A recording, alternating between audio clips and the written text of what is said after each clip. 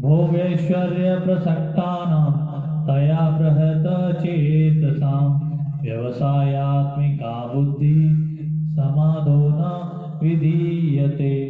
इसकी व्याख्या इस प्रकार है। तया बृहत चेतसां, पुरुष लोक में जिस पुष्पित वाणी का वर्णन किया गया है, उस वाणी से जिनका चित्त अपहृत हो गया है, अर्थात स्वर्ग में बड़ा भारी सुख है, दिव्य नंदन वन है, अप्सराएं हैं, अमृत है, ऐसी वाणी से जिनका चित्त उन भोगों की तरफ खिंच गया है। भोगेश्वर प्रसक्तानां, शब्द स्पर्श रूप रस और गंध, ये 5 विषय शरीर का आराम, मान और नाम की बढ़ाई, इनके द्वारा सुख लेने का नाम भोग है। भोगों के लिए पदार्थ, रुपए पैसे, मकान आदि का जो संग्रह किया जाता है, उनका नाम ऐश्वर्य है।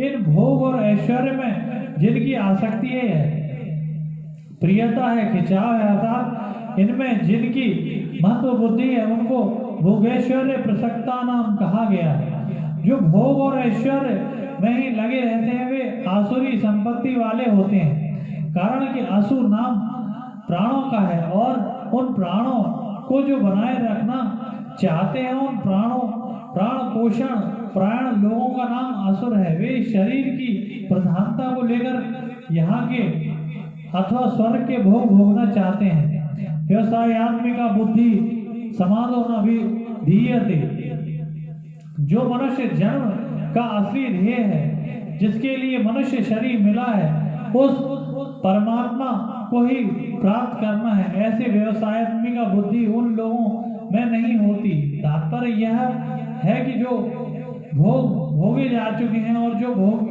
भोगे जा सकते हैं, जिन भोगों को सुन रखा है और जो भोग सुने जा सकते हैं, उनके संस्कारों के कारण बुद्धि में जो मलिनता रहती है, उस मलिनता के कारण संसार से सर्वथा विरक्त होकर एक परमात्मा की तरफ चलना है, ऐसा दृढ़ निश्चय नहीं होता। ऐसे ही संसार की अनेक विधाओं, कलाओं आदि का जो संग्रह है, उससे मैं विद्वान हूँ, मैं जानकार हूँ, ऐसा जो अभिमान जन्य सुख का भोग होता है, उसमें आसक्त मनुष्य का भी परमात्मा प्राप्ति का निश्चय नहीं होता। परम दयालु प्रभु ने कृपा करके इस मनुष्य शरीर में एक ऐसी विलक्षण विवेक शक्ति दी है, जिससे वह सुख दुख से ऊंचा उड़ जाए, अपना उद्धार कर ले, सबकी सेवा करके भगवान तक को अपने वश में कर ले। इसी से मनुष्य शरीर की सार्थकता है। परंतु प्रभु प्रदत्त इस विवेक शक्ति का अनादर करके नाशवान भोग और संग्रह की आसक्ति हो जाना पशु बुद्धि है। कारण कि पशु पक्षी भी भोगों में लगे रहते हैं, ऐसे ही अगर मनुष्य भी भोगों में लगा रहे, तो पशु पक्षियों में और मनुष्य में अंतर ही क्या रहा।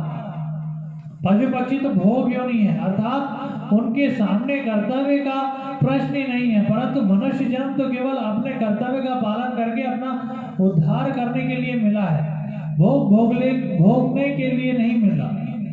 इसलिए मनुष्य के सामने जो कुछ अनुकूल प्रतिकूल परिस्थिति आती है, वह सब साधन सामग्री है, भोग सामग्री नहीं है। जो उसको भोग सामग्री मान लेता है, उसकी परमात्मा में व्यवसायत्मक बुद्धि नहीं होती। वास्तव में सांसारिक पदार्थ परमात्मा की तरफ चलने में बाधा नहीं देते, अपितु वर्तमान में जो भोगों का महत्व अंतःकरण में बैठा हुआ है, वही बाधा देता है। भोग उतना नहीं अटकाते जितना भोगों का महत्व अटकाता है। अटकाने में अपनी रुचि नियत की प्रधानता है। भोग और संग्रह की रुचि रखते हुए कोई भी परमात्मा को प्राप्त करना चाहे, तो परमात्मा की प्राप्ति तो दूर रही, उसकी प्राप्ति का एक निश्चय भी नहीं हो सकता। कारण कि यहाँ परमात्मा की तरफ चलने की रुचि वही भोगों की रुचि भी है।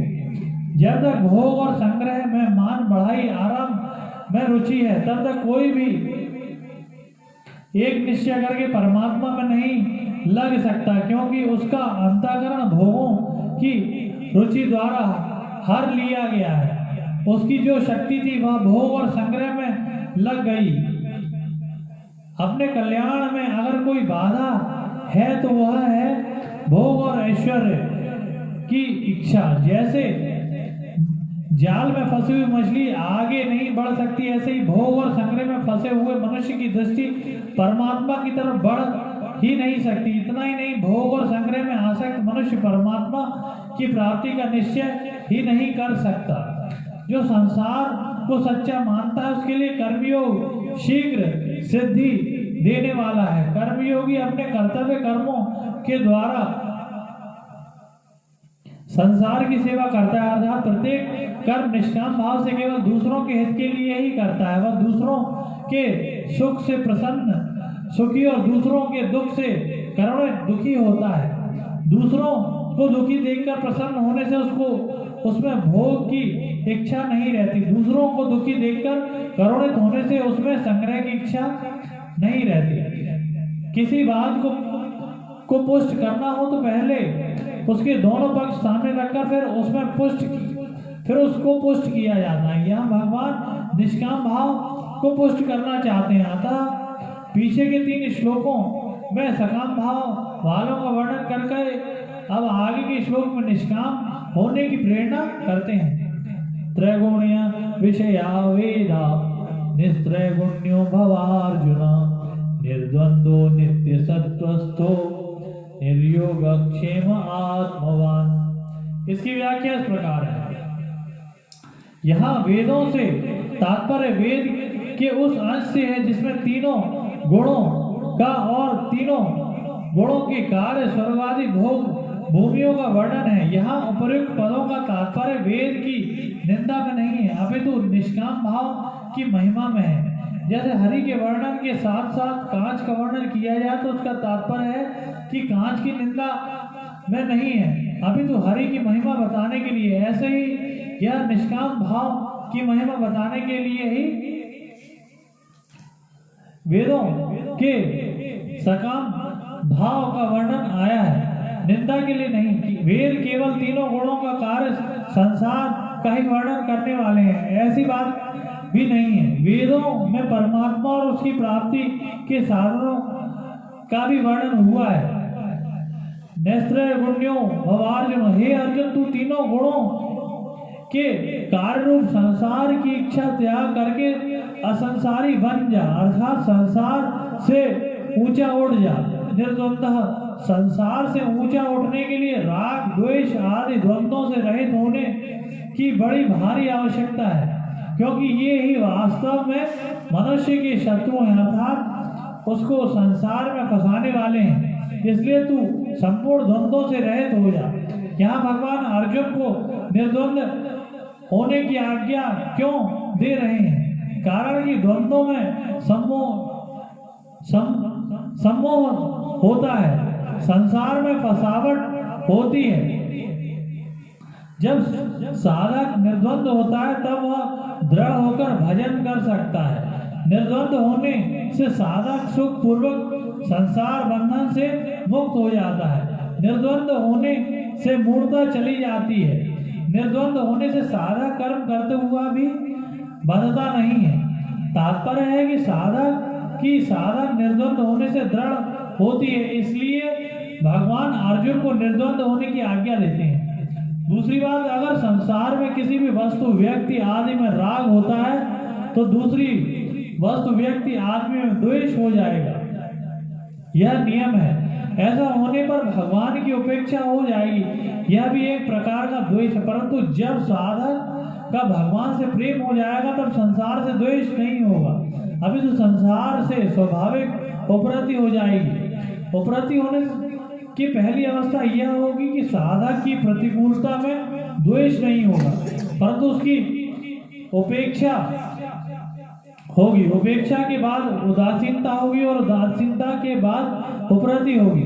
उपरति में राग द्वेष सर्वथा मिट जाता है। इस क्रम में अगर सूक्ष्मता से देखा जाए तो उपेक्षा में राग द्वेष के संस्कार रहते हैं, उदासीनता में राग द्वेष की सत्ता रहती है और उपरति में राग द्वेष न संस्कार रहते और न सत्ता रहती, किंतु राग द्वेष का सर्वथा अभाव हो जाता है।